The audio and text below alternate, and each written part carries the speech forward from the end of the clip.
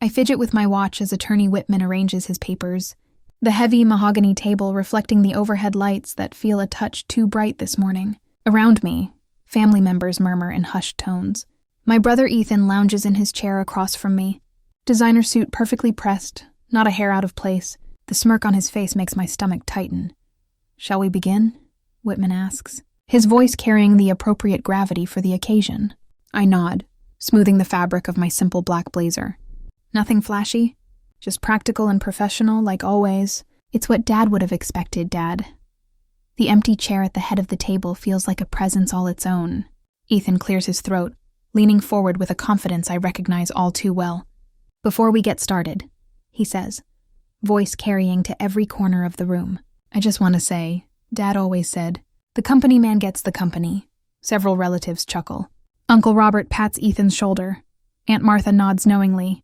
I keep my face neutral the way I've learned to over 12 years of working at Carter and Mason Developments. 12 years of arriving first and leaving last. 12 years of solving problems while Ethan collected the praise. 12 years of being invisible in plain sight. The memories flood back unbidden. Standing on the stage at business school graduation, magna cum laude, scanning the audience for my father's proud face, finding it finally, but seeing only polite acknowledgement there. "That's nice, honey," he'd said later before turning to Ethan. "Did you tell your sister about your golf score? 3 under par, Chelsea?" The club pro says he's never seen such a natural swing. I blink the memory away. That was 10 years ago. What matters is what I've built since then. The projects saved, the clients retained, the profits increased. Like that first major rescue when I was 24, stepping in when the Peterson development was on the brink of collapse. I'd worked through weekends, negotiated with subcontractors personally, revised budgets line by line, all while Ethan was skiing in Aspen, sailing around Croatia, partying in Miami. While I was the one working for this company and my father's legacy, Attorney Whitman adjusts his glasses, drawing me back to the present. Before I continue with the formal reading, I should explain that your father made significant changes to his estate planning in 2018. The room falls silent. Papers slide across the table toward each of us. I take mine without looking, watching instead as Ethan's expression freezes, the smug smile faltering as his eyes dart across the page. I look down at my own document, the legal language swimming before my eyes until a single sentence comes into focus.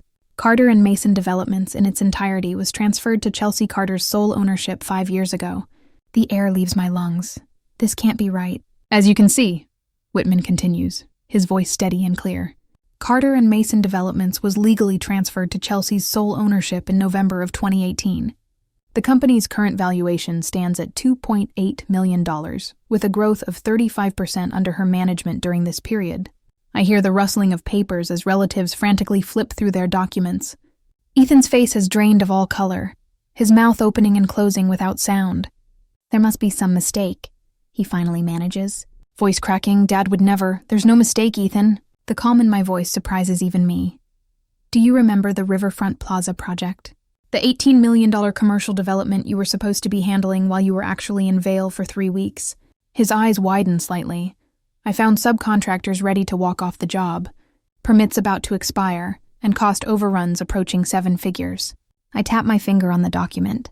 I spent 6 weeks rebuilding the entire project from the ground up. Dad came to the site one day unannounced. He saw me negotiating with the steel suppliers, reviewing architectural changes, and calming the investors all in one afternoon. The room is utterly silent now. Aunt Martha shifts uncomfortably in her seat. Uncle Robert examines his hands. Cousin James suddenly seems fascinated by the ceiling. I didn't know about this transfer. I admit, meeting Whitman's gaze. Dad never told me. Whitman nods. He was explicit that you were not to be informed until after his passing, he said. And I quote, "Let her keep proving herself without knowing she already owns it." That's the Carter way. A weight lifts from my shoulders. Even as a new one settles in its place, all those years of silent work, of pushing forward without recognition, they hadn't gone unnoticed after all. But now the company is truly mine, with all its responsibilities, all its employees, all its future resting in my hands. I look across the table at my brother, whose world has just shifted beneath him, and realize mine has too. The company man didn't get the company after all. The company woman did. But what about the family home?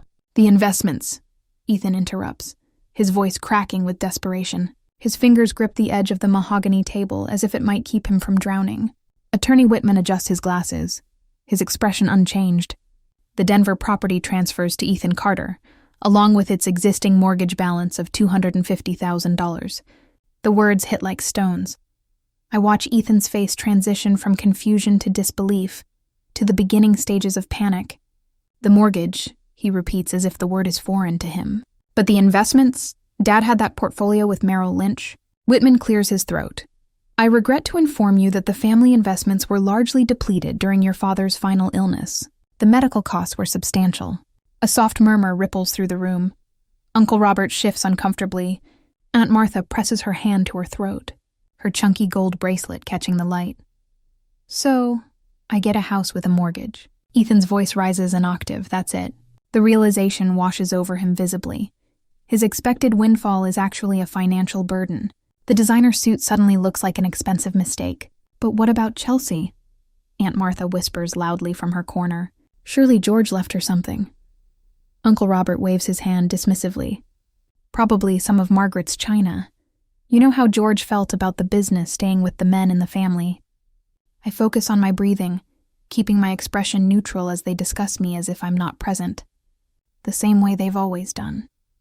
Ethan straightens his tie, reaching for anything that might salvage his reputation. Well, at least I got the house, prime Denver real estate, worth at least $1 million in today's market. His voice carries the forced bravado of a man trying to convince himself as much as everyone else.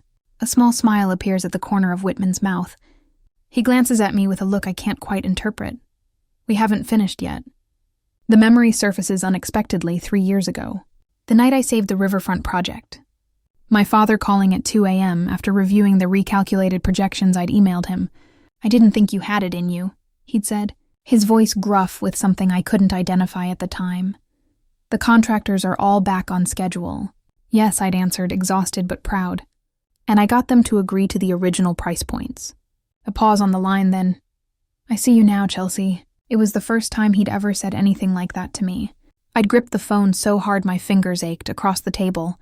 Marjorie Davis, the company bookkeeper who has worked for Carter and Mason for 30 years, catches my eye and nods almost imperceptibly. She knows. She's always known. Whitman reaches beneath the table and produces an ornate wooden box, its surface gleaming with age and polish. He places it carefully in front of me. And to my daughter Chelsea, he reads from the will. I leave my father's collection. A poorly concealed snicker comes from Uncle Robert's direction. Cousin James smirks. I hear Aunt Martha whisper. Just as we thought, the trinkets. My fingers trace the inlaid pattern on the box lid. I've seen it before. Sitting on my father's dresser for as long as I can remember. Always locked, always private, I open it slowly. Nestled on deep blue velvet are rows of vintage watches. Patek Philippe, Rolex, Vacheron Constantin, each one gleaming. Immaculate, perfect. My grandfather's passion. My father's secret pride. 51 pieces in total, Whitman announces, his voice cutting through the sudden silence. Professionally appraised last year at $460,000, the room freezes. Ethan's mouth opens and closes without sound, like a fish suddenly finding itself on dry land. That's, he finally splutters. That's not possible. I assure you it's quite accurate, Whitman responds, sliding a formal appraisal document across the table. Your father was meticulous about maintaining both the collection and its documentation. Aunt Martha, who seconds ago was dismissing my inheritance, now leans forward with renewed interest. Uncle Robert's eyebrows lift toward his receding hairline. So Chelsea gets the company worth $2.8 million, Ethan says slowly, as if working through a difficult equation. Plus watches worth almost $500,000, I do the mental calculation myself. $2.8 million plus $460,000. A $3.26 million inheritance versus a house with a $250,000 mortgage. The imbalance is staggering. Relatives who moments ago were chuckling at my expense now approach with sudden respect. Uncle Robert clears his throat awkwardly. Always thought you had a good head for business. Chelsea, Ethan pushes back from the table, his chair scraping loudly against the hardwood floor. His face has flushed an unhealthy red. He leans close as he passes behind my chair. This isn't over, he hisses, his breath hot against my ear. Dad wasn't in his right mind when he changed the will. You know that, Aunt Martha materializes beside me. her hand resting on my shoulder with newfound warmth. My friend Patrick handles a state contest, dear. Just something to consider given the unusual circumstances. Uncle Robert joins the chorus from across the table. Family should stick together. Chelsea. I'm sure you'll do the right thing and share with your brother. I close the watch box with a definitive click that silences the room. For the first time in my life, I don't feel the need to make myself smaller for their comfort. I worked 80-hour weeks for 12 years, I say, my voice steady and clear. I managed projects Ethan abandoned. I secured clients he alienated. I earned every bit of this. I stand, gathering the documents and the watch box. The weight of it feels right in my arms. Substantial, valuable, mine. The family man didn't get the company or the fortune. The family woman did. And for once, I'm not apologizing for it. 3 days later, the fluorescent light in my office flickers. A familiar irritation I've learned to ignore. I straighten the modest wooden nameplate on my desk. Chelsea Carter, Executive Vice President. A title that took 8 years longer to earn than it should have. I trace my finger along the edge of my grandfather's watch. Now mine. Its weight still unfamiliar on my wrist. 3 days since the will reading. And the office feels different. My office, my company. The phone rings for the 4th time this hour. Chelsea Carter. I answer, my voice steadier than my hands. Chelsea, dear. Aunt Martha's honey-sweet tone carries warning signs. The family is concerned. We really should discuss what's happening with the company. There's nothing to discuss, Aunt Martha. The legal transfer was completed 5 years ago. But surely you understand how this looks. Your father clearly wasn't thinking clearly when he... I have another call. We'll talk soon. I hang up before the familiar rage can color my voice. I swivel my chair toward the window where construction cranes punctuate the Denver skyline. Each one represents projects I've overseen, clients I've reassured, problems I've solved. The view reminds me of my first day 12 years ago. Just handle the filing, honey, Dad said, showing me to a windowless room in the basement. Ethan will show you around when he gets back from his meeting. The meeting turned out to be a 3-hour lunch with Dad's golfing buddies. I spent that first day organizing 6 months of backlogged permits that threatened to shut down 3 active projects. The memory stings less now knowing what I know. A sharp knock precedes Barbara poking her head in. She's been the office manager since before I was born. Her silver hair and no-nonsense glasses as much a fixture of Carter and Mason as the blueprint table in the conference room. He's here, she says, face tight with warning. And he brought reinforcements. I barely have time to stand before Ethan barges in, followed by Uncle Robert.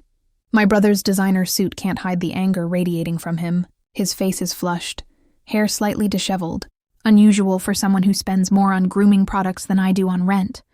This ends now, Ethan announces, slamming the door behind them. We need a family meeting to discuss what Dad really wanted. I fold my arms across my chest. What Dad wanted is perfectly clear in the legal documents you received. Documents that will be contested. Uncle Robert steps forward, his bulky frame imposing in my modest office. George wasn't himself in those later years. He was sharp enough to notice who was actually running his company. I reply, surprised by my own calm. Ethan paces, hands gesturing wildly. You've always been his little pet project, poor Chelsea, so serious, so hard-working. He stops, leaning across my desk. But we both know you manipulated him, getting him alone when he was vulnerable after Mom died. The accusation lands like a physical blow. I think of nights spent sleeping on the office couch, of the Peterson project that nearly bankrupted us, of how close we came to losing everything because of Ethan's negligence. You want to talk about manipulation? I open my desk drawer slowly. Let's discuss the Peterson development. Ethan's expression flickers, uncertainty crossing his face. $18 million, Ethan. Our largest contract ever. I pull out a thick folder. You were supposedly managing it while Dad recovered from his heart surgery. Ancient history, he dismisses with a wave. 3 years ago isn't ancient. Not when I found subcontractors threatening to walk because they hadn't been paid in 6 weeks. Not when permits were expired. Not when cost overruns were approaching 7 figures. I open the folder. And certainly not when I discovered where some of that money went. Uncle Robert shifts uncomfortably. We're not here to dredge up old business disputes, really. Because I have the bank record showing $215,000 transferred to Ethan's personal account during that period. I slide the statement across the desk. Money earmarked for the steel supplier who nearly put a lien on the property. Ethan's face drains of color. Dad approved those transfers for business development. At a ski resort, I push another document forward. With your girlfriend at the time, that's an interesting business strategy. The room falls silent outside my window. Denver continues its busy rhythm, oblivious to our family drama. I think about the darkest moment 3 years ago when I discovered the depth of Ethan's betrayal. I'd been working through the night, calling in favors from every contact I had, renegotiating with suppliers who'd been burned by delayed payments. Dad had initially blamed me when the project first showed trouble signs. I put Ethan in charge for a reason. Chelsea, stop interfering. But then he'd shown up unannounced at the site one afternoon, found me in a hard hat and work boots, going over revised blueprints with the foreman, calming nervous investors on my cell phone, while simultaneously negotiating with the city inspector. Dad had stood silently watching for nearly an hour before approaching. I didn't know was all he'd said a week later. He'd given me full authority over the project. 2 months after that, I discovered the ownership transfer documents in the company's safe. He'd never mentioned them, never acknowledged what he'd done, just watched me continue to work, continue to prove myself day after day, while Ethan collected praise for turning the project around. I found something else last night, I say, pulling out one final folder in Dad's home office. Ethan and Uncle Robert exchange glances. His private notes. I open the folder carefully. About the company, about us. The handwritten pages reveal a different George Carter than the one I thought I knew. Meticulous observations about projects, personnel, and his children, I read aloud. Chelsea salvaged the Peterson contract. Maybe I've been backing the wrong horse all these years. Uncle Robert clears his throat. Your father always had a flair for dramatic language. The transfer documents are dated 1 week after that note. I close the folder. Along with this, I slide a single piece of paper across the desk. A handwritten note in my father's distinctive script. You earned this, Chelsea. A knock at the door interrupts before Ethan can respond. Tom McKenzie, our senior project manager, enters with coffee and an unmistakably protective stance. Sorry to interrupt, Miss Carter, but we have that meeting in 5 minutes. He sets a coffee on my desk. Just wanted to make sure you had time to prepare. Ethan glares at Tom, who returns the look with steady indifference. Tom has been with the company for 20 years, has seen everything. She was here every Saturday while you were in Aspen. Tom says quietly to Ethan. Every Sunday, too, some of us noticed. Even if your father didn't seem to, Barbara appears in the doorway again. Miss Carter, the Wallace Group is online, too. They're expressing relief that you're still at the helm. The office falls into an awkward silence as my support network makes itself visible. People who've watched me work, who've seen the reality behind the family facade. Ethan straightens his tie. Attempting to regain composure, this isn't over. We'll be back with our attorney. I look forward to it, I reply, surprising myself with the truth in those words. After they leave, I sink back into my chair, the weight of the confrontation settling on my shoulders. The phone rings again, another relative calling to express concern. I let it go to voicemail, instead opening my laptop to the email that just arrived from our biggest client. Chelsea, heard about your father. Glad to know you're officially in charge now. We always knew who really ran things. For the first time in 12 years. I don't have to hide my smile when I reply. The next morning, Ethan returns as promised. This time with an attorney. A nervous man with thinning hair and a leather briefcase that looks more expensive than its contents deserve. We're contesting the will, Ethan announces without preamble. Dad wasn't of sound mind when he made these changes. I nod, having expected this move, I understand. And I have 3 years of financial records showing your contributions to this company. I gesture to the chair.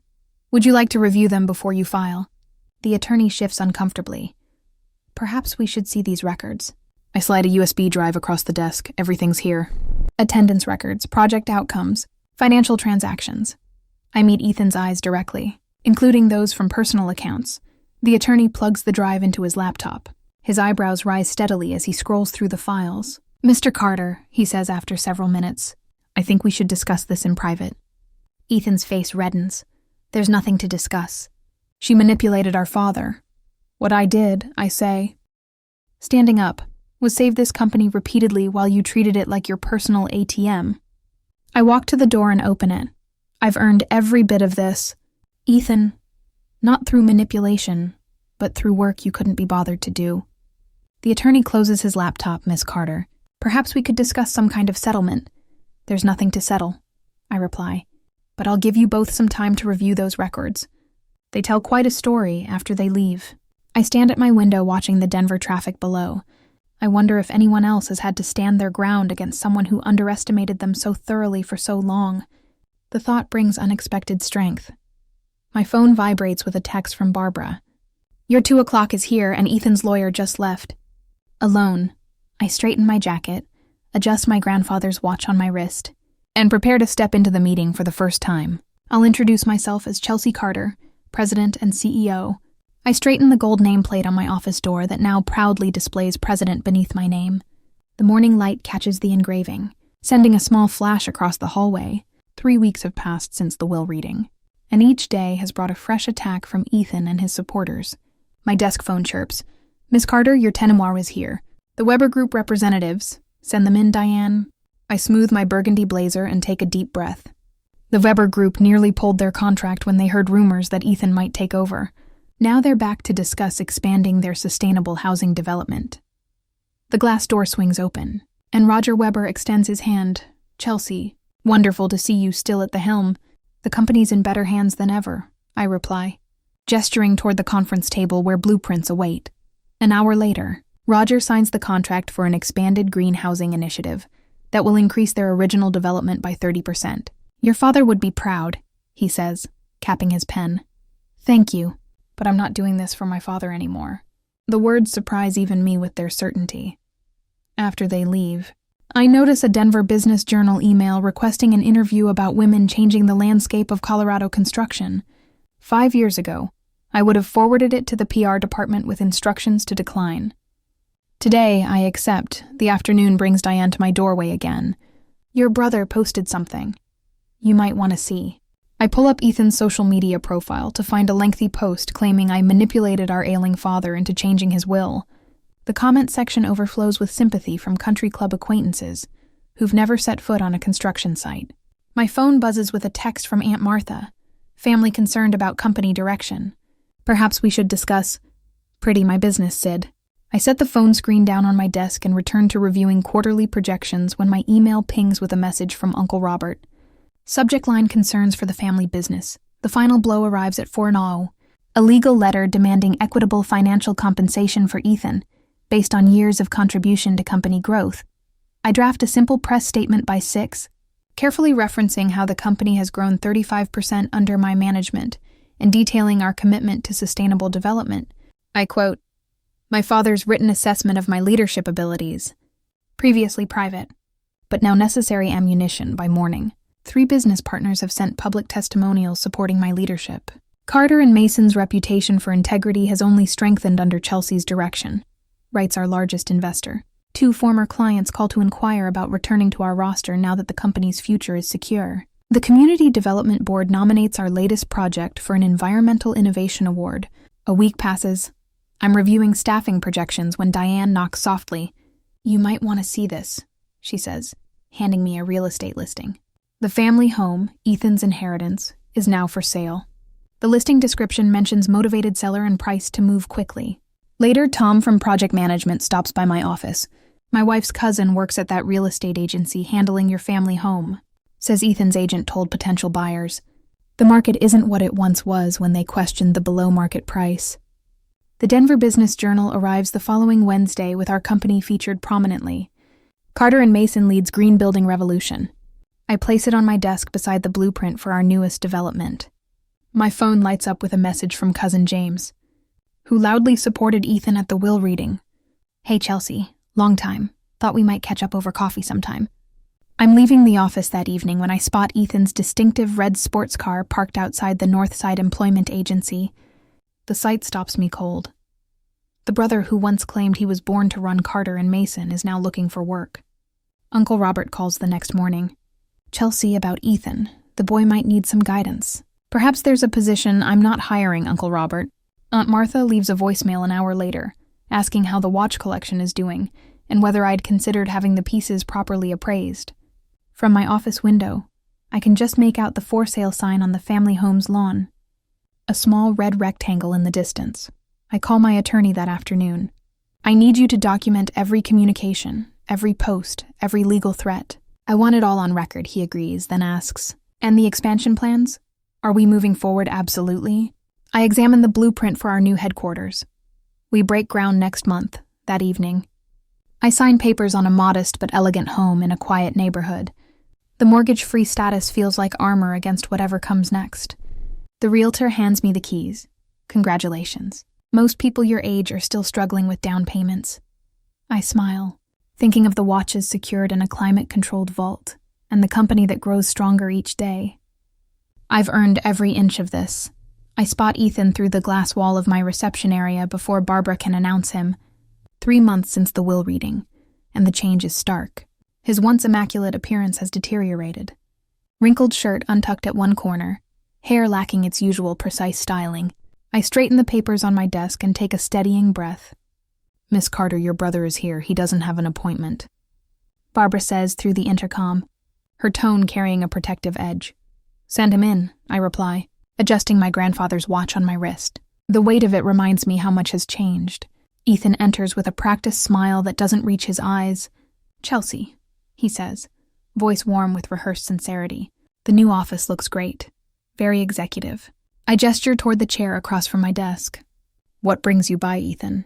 He settles into the seat, leaning forward with hands clasped. "I've been doing a lot of thinking about Dad. About what he would want for us, for the company." I remain silent, letting him fill the space. "Look, I know things got heated after the will reading." He adjusts his position, smoothing an invisible wrinkle from his pants.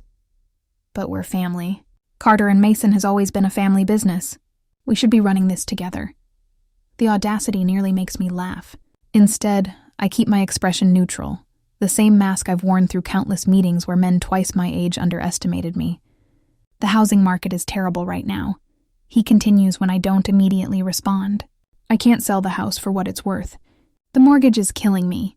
"That sounds challenging," I say, my voice even. His expression shifts, a flash of irritation breaking through the facade. "I'm being cut off from my birthright, Chelsea. The Carter name is on this building because of our father and grandfather. What do you think it does to our reputation when people hear about this family dispute?" I notice the subtle threat wrapped in concern. "Classic Ethan. I'm willing to forgive the past," he says, magnanimous now. "We need to move forward. You need an executive vice president, someone with connections, someone who understands the Carter vision I see." I open my desk drawer and withdraw a manila folder I've kept prepared for this very moment. "Would you mind if I shared something with you first?" Confusion flickers across his face, but he nods, assuming this is negotiation. I slide the folder across the desk. This contains documentation spanning the last 6 years at Carter and Mason. Ethan flips it open, frowning at the first page. A timeline meticulously crafted by Barbara, showing every major company crisis alongside Ethan's documented absences. Page 2 shows the Peterson development timeline. You'll note you were scheduled as project lead, but flight records confirm you were in Vail from January 3rd through January 28th that year. The project nearly collapsed. His jaw tightens. That was one project. Page 3, I continue calmly. The Westridge Commercial Complex. You reported attending all meetings with the Zoning Commission. Yet records show your credit card was used at restaurants in Miami during those dates. I turn to page 4 myself. This spreadsheet tracks company performance quarter by quarter since I took full control. Revenue up 35%, client retention improved 22%, employee turnover reduced by half. Numbers can be manipulated, he mutters. Page 5 might interest you. I tap the document. Photos from your Instagram. Skiing in Switzerland during the Hartman crisis. Yachting off Croatia when we nearly lost the Madison account. Golfing in Scotland when 3 subcontractors threatened to walk. His face reddens. You've been building a case against me. I've been documenting reality, Ethan. Something you've always had trouble facing. I turn to the final page. Dad's notes from his private journal. Dated 2 weeks before he transferred ownership. Also, after he transferred the ownership, his concerns about your business acumen are quite specific. Ethan slams the folder shut. This is just Dad being Dad. Always critical, never satisfied. He changed his mind about me, I say quietly. He could have changed his mind about you, too, if you'd given him reason. So, what now? Ethan asks, voice taut. You've made your point. You want me to beg. I close the folder and return it to my drawer. I'm sorry, Ethan, we're not hiring. He stares at me momentarily. Speechless, we shared a childhood, I continue. But we chose different paths as adults. I chose this company. You chose other priorities, Chelsea. I can recommend a financial advisor who might help with your current situation. One consultation, my treat. But the company is no longer a family discussion. His controlled facade crumbles completely. What am I supposed to do, he asks, voice cracking. I never thought I'd actually need to work. The raw admission hangs between us. Perhaps the first honest thing he's said in years. That's something you'll need to figure out. I reply, standing to signal the end of our meeting. Ethan rises slowly, defeat visible in the slump of his shoulders. He walks to the door, pauses as if to say something more, then continues out through reception, through the glass. I watch the staff's subtle reactions, eyes following him, then turning toward my office with quiet nods of respect. No one says a word as I walk to my window and look out at the Denver skyline. The company I rebuilt, the legacy I earned, the future I'll shape. Barbara clears her throat from the doorway. Your 3-0 is here. I turn from the window, send them in. The past can stay where it belongs. I have work to do. When have you had to make a difficult decision that was right for you? Even when others disagreed, share your story in the comments. I pause in the doorway of my expanded executive suite, savoring the morning light as it spills across the polished surface of my grandfather's Patek Philippe on my wrist. 6 months since the will reading, and sometimes I still expect to wake up back at my cramped desk in the corner office. The Denver Business Journal cover hangs framed on the wall opposite my desk.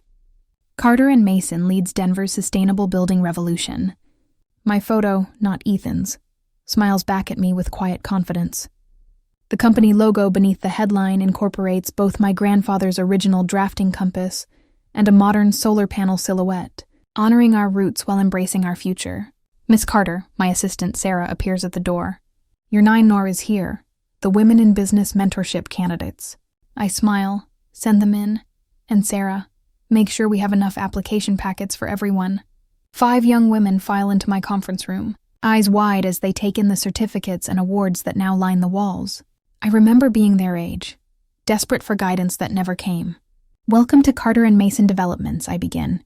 This mentorship program is designed to give you what I never had, a path forward in an industry that doesn't always make room for women at the table. Later that afternoon, I visit the accountant to finalize the details for the business scholarship I've established in my father's name at my alma mater.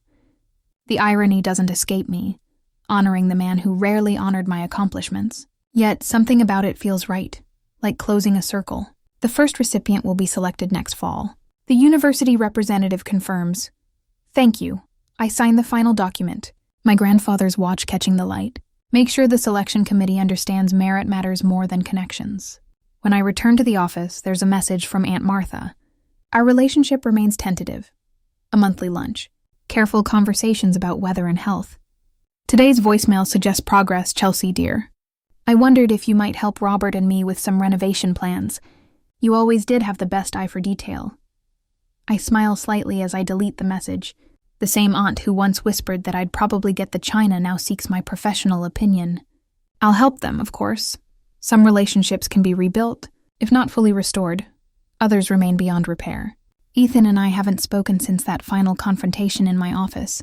I heard through the grapevine he's selling luxury cars now, actually working for a living, according to Tom, who bought a new sedan last month.